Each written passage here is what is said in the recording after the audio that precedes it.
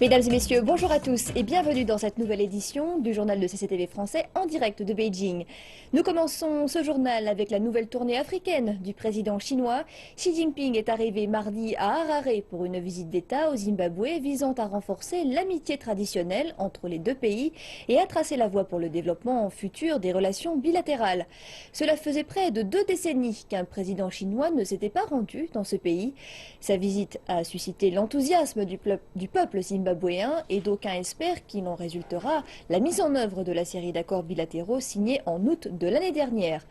Le président Xi Jinping et le président Robert Mugabe ont signé des accords d'un montant de plusieurs milliards de dollars dans divers domaines liés au développement des infrastructures. Les deux dirigeants discuteront d'autres opportunités d'investissement et de coopération. Après plus d'une décennie de crise économique, le Zimbabwe semble rebondir avec d'importants investissements dans des projets de développement et d'infrastructures. Plusieurs experts estiment que le redressement économique du pays d'Afrique australe est une conséquence de son partenariat avec la Chine. Lors d'un entretien exclusif accordé à CCTV, l'ancien ambassadeur du Zimbabwe en Chine a affirmé que la visite du président Xi aidera à donner un coup de pouce au Zimbabwe. Now, this is a big chance for China to support Zimbabwe in the economic sphere, and Zimbabwe is a very resource-rich country. C'est une grande chance pour la Chine de soutenir le Zimbabwe dans la sphère économique parce que le Zimbabwe est un pays très riche en ressources. La population est très instruite et nous avons de très bonnes infrastructures par rapport aux normes africaines. Mais nous avons besoin de capitaux à grande échelle et cette visite vient au bon moment alors que la Chine devient un exportateur net de capitaux. Ces entreprises prennent de plus en plus d'importance sur la scène mondiale. Je pense que la présence du président Xi Jinping va donner un coup de pouce pour stimuler l'économie et ouvrir un nouveau chapitre dans l'histoire des relations entre la Chine et le Zimbabwe dans les secteurs de l'économie, du commerce, de l'ouverture des marchés mondiaux et de la technologie. C'est ce que nous espérons. Il s'agit d'un nouveau départ dans l'histoire des deux pays qui ont une longue amitié. Cela va propulser les relations entre la Chine et l'Afrique à un nouveau niveau. Je me souviens que le premier forum sur la coopération sino-africaine a été organisé en 2000. J'ai participé au deuxième forum à Addis Abeba et le volume commercial entre la Chine et l'Afrique à cette époque se chiffrait seulement à environ 8 milliards de dollars.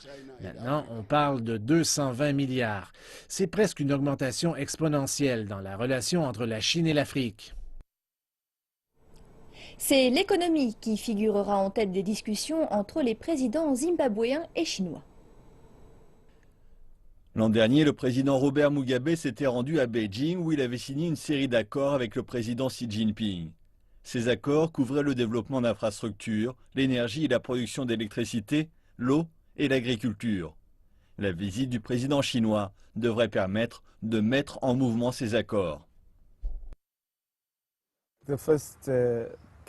Le premier élément clé que notre gouvernement veut est probablement le peuple du Zimbabwe et la clarification et la finalisation des choses qui sont appelées les méga-contrats, c'est-à-dire les contrats commerciaux et accords de prêts bilatéraux qui ont été signés par les gouvernements zimbabwéens et chinois et par les entreprises. Au-delà du financement de son développement, le Zimbabwe cherche à développer ses relations commerciales avec la Chine, qui est déjà l'un de ses principaux partenaires économiques.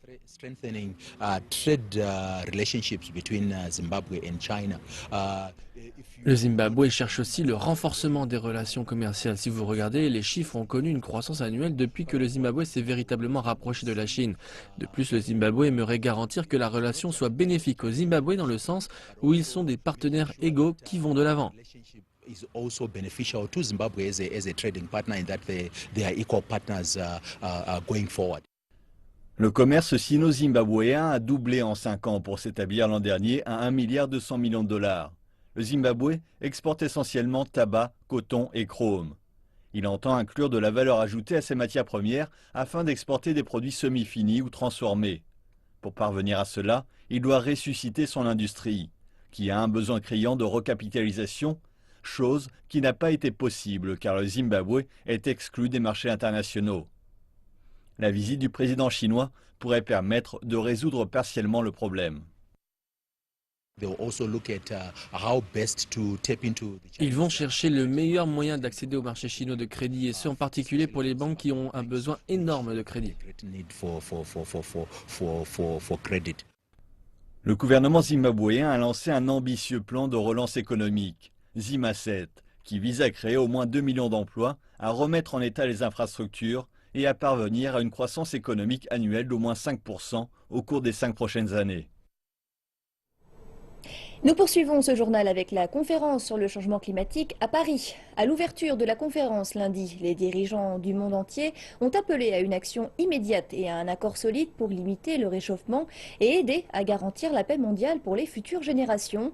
Le président chinois Xi Jinping a prononcé un discours lors de la cérémonie d'ouverture et a déclaré que la Chine était déterminée à honorer ses engagements pris pour lutter contre le changement climatique. Le président français François Hollande a accueilli les dirigeants mondiaux alors qu'ils arrivaient pour la conférence sur le changement climatique de l'ONU. Plein de promesses et d'attentes, plus de 250 chefs d'État étaient à Paris pour le lancement d'une tentative ambitieuse de limiter la hausse des températures de la Terre.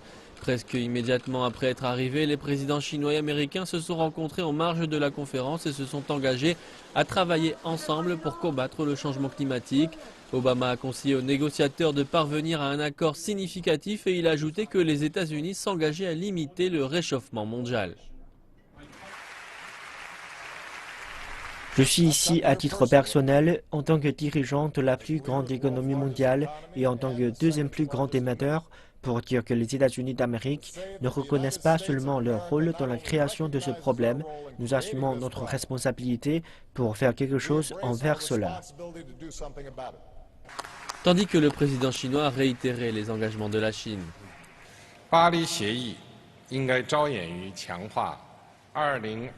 L'accord de Paris doit se concentrer sur le renforcement des actions mondiales post-2020 sur le changement climatique et encourager les efforts mondiaux pour poursuivre un développement durable. L'accord de Paris doit aider à satisfaire les objectifs de la Convention cadre des Nations Unies sur le changement climatique et tracer la voie au développement vert, suivre les principes et les règles formulées lors de la Convention cadre des Nations Unies sur le changement climatique, contribuer à leur mise en application totale et effective, établir un contrôle réel de l'augmentation de la concentration atmosphérique des gaz à effet de serre et encourager les pays à poursuivre un développement vert, circulaire et à faibles émissions. L'accord doit aider à galvaniser les efforts mondiaux, encourager une forte participation et enfin offrir des dispositions institutionnelles qui propulsent les pays à faire des efforts concertés.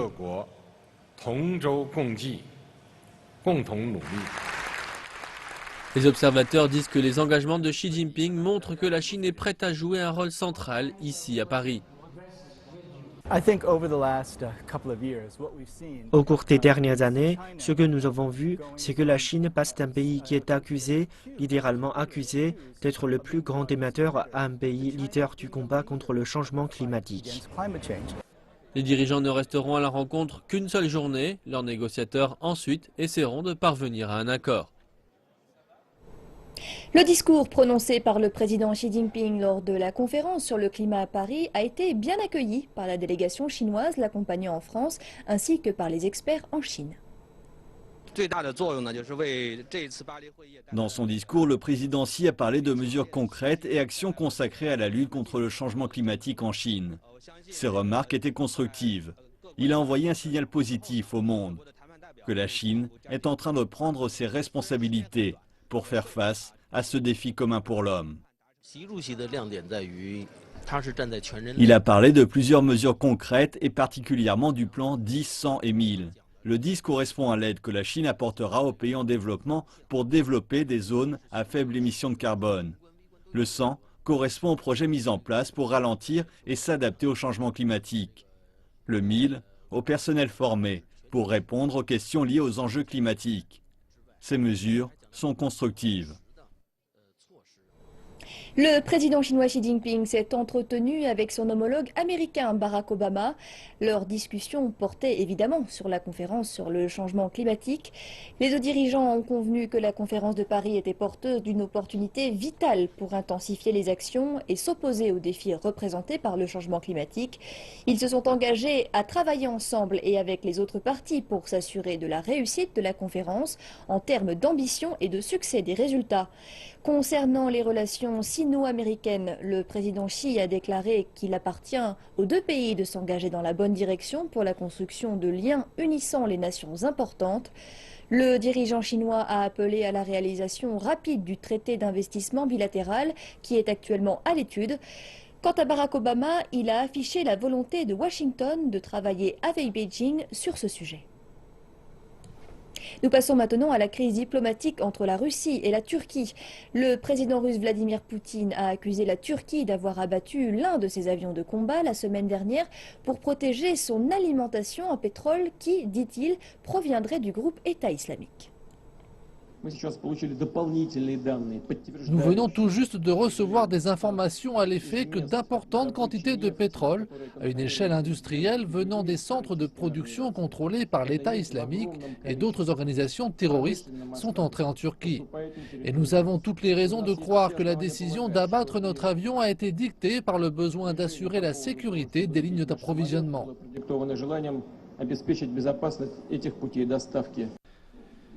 Vladimir Poutine a fait cette déclaration tout juste après avoir refusé de rencontrer le président turc Recep Tayyip Erdogan en marge de la conférence sur le climat à Paris.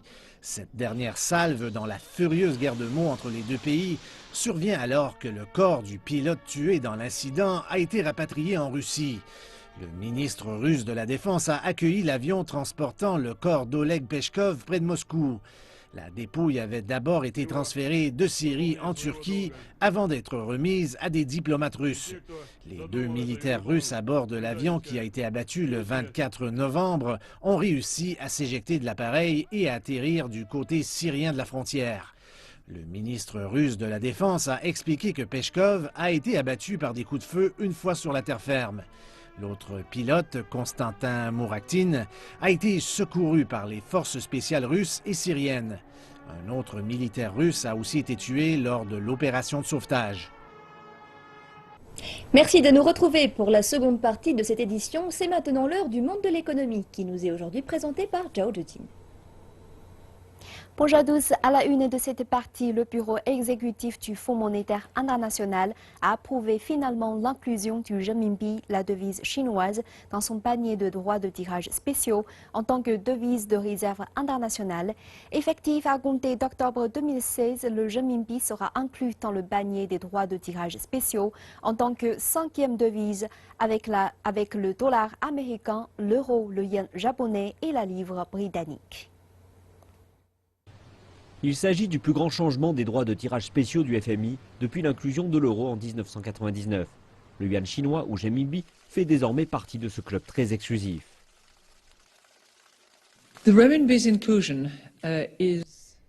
L'ajout du FMI est clairement une étape importante d'un processus débuté il y a plusieurs mois, si ce n'est il y a des années.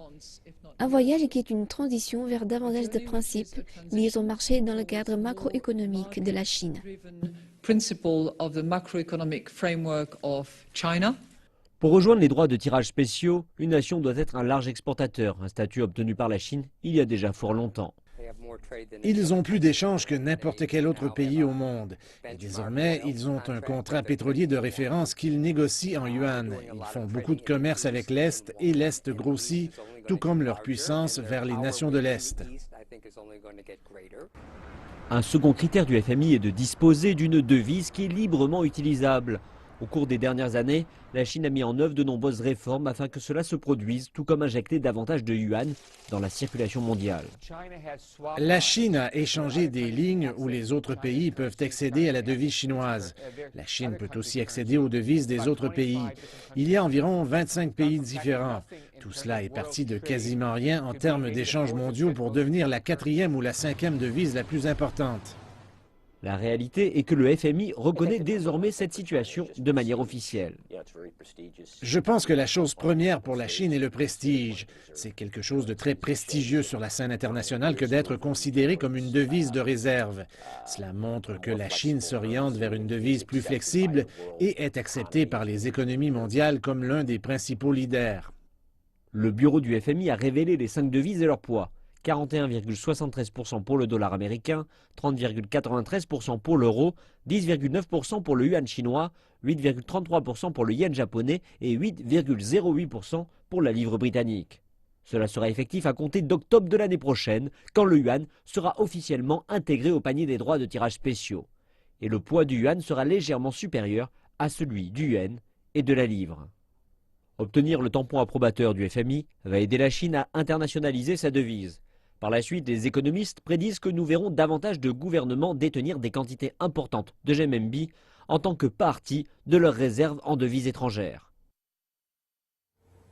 Nous vous proposons maintenant l'extrait d'une interview de Christine Lagarde, la directrice générale du Fonds monétaire international. Elle s'exprime au sujet de la nouvelle mondialisation du renminbi, la devise chinoise. Pour la première fois, il y a un renversement dans l'augmentation du nombre de monnaies dans le panier de devises qui détermine la valeur du droit de tirage spécial. Il s'agit sans nul doute d'une étape et d'une avancée importante vers une meilleure représentation du droit de tirage spécial, en ligne avec le développement de l'économie mondiale, et pour refléter la tendance à la hausse de la monnaie chinoise. La Chine vient de publier son indice de directeur d'achat pour le mois de novembre. Il s'établit à 49,6 points, soit 0,2 points de moins que le mois précédent. Par ailleurs, pour les activités non manufacturières, il s'élève à 53,6 points, soit un demi-point de plus qu'en octobre.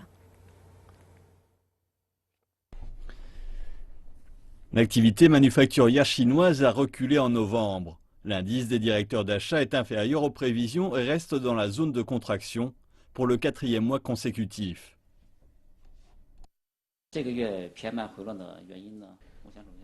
Il existe 3 facteurs majeurs. Le premier est la faible demande tant en interne qu'à l'international. Le deuxième est que le prix des matières premières reste faible. Et le troisième est que l'économie est toujours sur une tendance baissière. Ces facteurs ont restreint l'activité manufacturière le mois passé.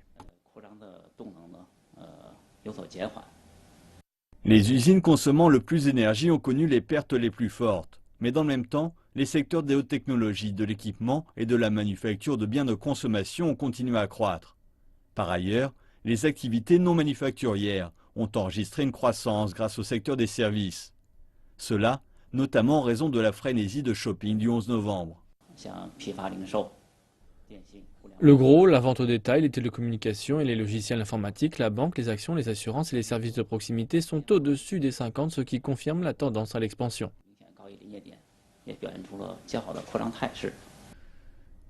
De plus, les activités de construction ont connu une croissance pour le second mois consécutif. L'indice des nouvelles commandes et celui des prix des ventes du secteur immobilier ont tous deux augmenté.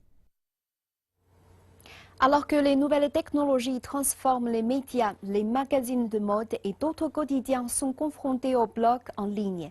Plusieurs gros titres ont annoncé la fin prochaine de leurs activités alors qu'ils perdent de nombreux lecteurs. Dans le même temps, les plateformes de nouveaux médias tels que WeChat et Sina donnent la voix aux blogueurs. Certains gagnent même en notoriété en postant sur Internet des informations sur la mode. L'un des magazines pionniers de la mode, Riley, a été suivi pendant près de 15 ans par les passionnés de mode. Mais il vient d'annoncer qu'il cesserait son édition imprimée à compter de janvier 2016. Également ce mois-ci, le célèbre magazine local le Shanghai Weekly a cessé sa publication. De plus en plus de gens modifient leurs habitudes de lecture en passant de la presse écrite à la presse en ligne. Et Li Wenxi est l'une d'entre elles. J'avais l'habitude d'acheter des magazines dès que je me rendais dans un kiosque à journaux.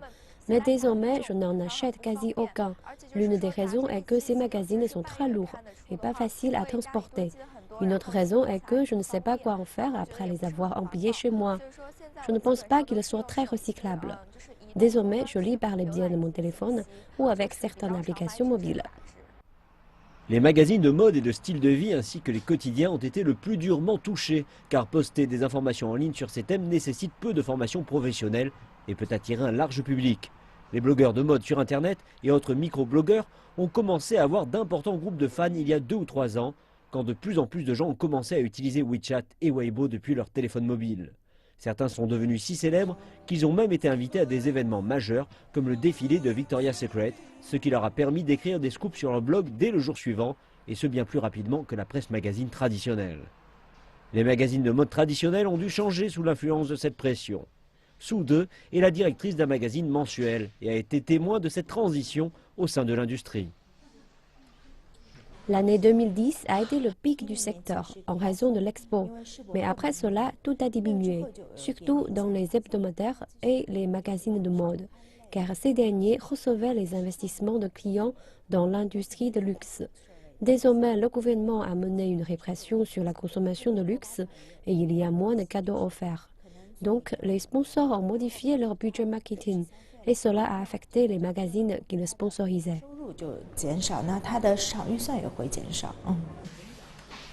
Madame Su a déclaré que dans le même temps, les coûts du travail pour les magazines étaient en hausse et représentaient la plupart des dépenses en hausse du Mediapresse.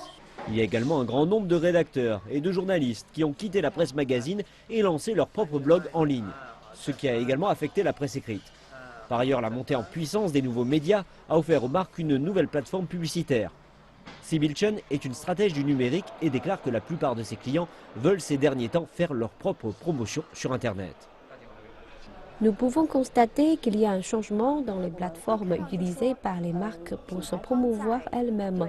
Désormais, elles font davantage attention aux plateformes en ligne, mais également aux leaders d'opinion clés de l'industrie de la mode. Et même pour des marques qui ne sont pas dans le secteur de la mode, comme les entreprises de technologie, elles apprécient avoir de la promotion par ces leaders clés dans diverses industries. Chen a déclaré que par le biais de la promotion sur les plateformes de nouveaux médias, les marques peuvent recevoir davantage de commentaires instantanés et de retours de leur clientèle ciblée. Cependant, Madame Su du magazine Horace a fait savoir qu'un séisme se produirait prochainement car la plupart de ces plateformes ont reçu des investissements en capital au cours des 2 dernières années et seront prochainement confrontées au défi de montrer leurs profits. Le ballet du Bolchoï et la troupe du théâtre Mariinsky sont de passage à Beijing. Leur présence fait partie du remarquable programme offert par la saison internationale de ballet de Chine qui sera présentée au théâtre Tianqiao. Les meilleures troupes de Chine et de l'étranger apportent leur magie gracieuse sur la scène de Beijing. Le ballet russe est bien représenté. Le ballet du Bolchoï, la troupe du théâtre Mariinsky et les grands ballets classiques de Moscou. 90 danseurs, dont 10 sont des danseurs étoiles. Parmi les œuvres classiques que les troupes vont présenter à Beijing, Spartacus et Madame Bovary. C'est fantastique. Ils bougent tellement gracieusement. Leurs robes et même leurs coiffes sont très belles. Leur mouvement est excellent. Des compagnies de danse d'autres pays participent aussi à l'événement, dont certaines proviennent des États-Unis et de France. Cet événement peut permettre de présenter l'art chinois, mais permet aussi à d'autres pays de faire connaître la danse classique en Chine. Il peut donner au public de Beijing une occasion d'apprécier des performances artistiques de différents styles. Les troupes chinoises vont notamment présenter Le Fleuve jaune et les 4 saisons. Cette saison de ballet durera jusqu'à la fin de l'année. Et c'est la fin de cette partie et maintenant retour au plateau avec Elsa Suru. Merci beaucoup pour toutes ces informations. C'est la fin de cette édition. J'aurai le plaisir de vous retrouver dans 1h30 pour un nouveau journal international. Excellente suite de programme sur CCTV Français.